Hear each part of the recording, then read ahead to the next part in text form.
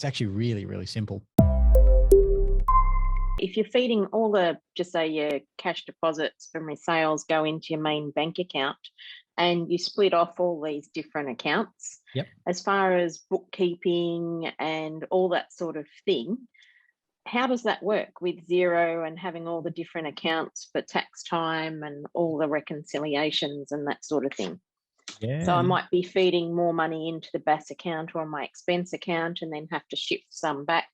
Just keeping that whole track of that whole flow of money. How does that impact, or how do you manage it?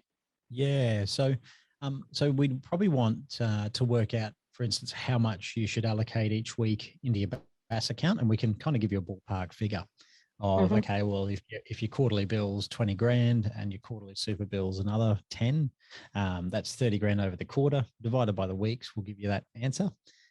With your expense accounts, yeah, you can, put 5 grand in there. When it diminishes, you can top it back up again. That's one method.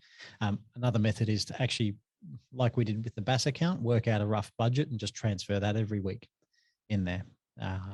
So there's kind of like, and it's, we can go to huge lengths to calculate exactly. It's never going to be perfect, but having a system like this is better than no system.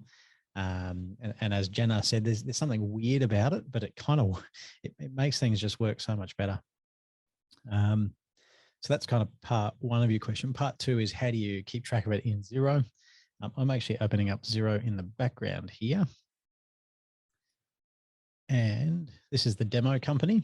And what you do is you just have, in my example I gave, you'd have 4 business bank accounts. 1, 2, so you've got your main, your BAS, your expense account, and your rainy day fund. And the bookkeeper can actually go in and reconcile transfers between the 2 accounts. It's actually really, really simple. As long as they're all feeding into your Xero account, the bookkeeper can all pick up the ins and the outs. And as long as you use things like, when you're transferring, what I do with mine is, if I'm going from the main account to my MasterCard, I'll actually put in the reference MasterCard, so the bookkeeper knows it's a transfer there, so she can pick it up on the other end.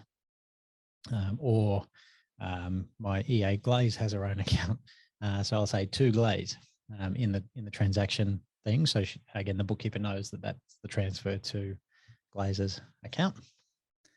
So yeah, it does take a bit to make sure you're using those references appropriately.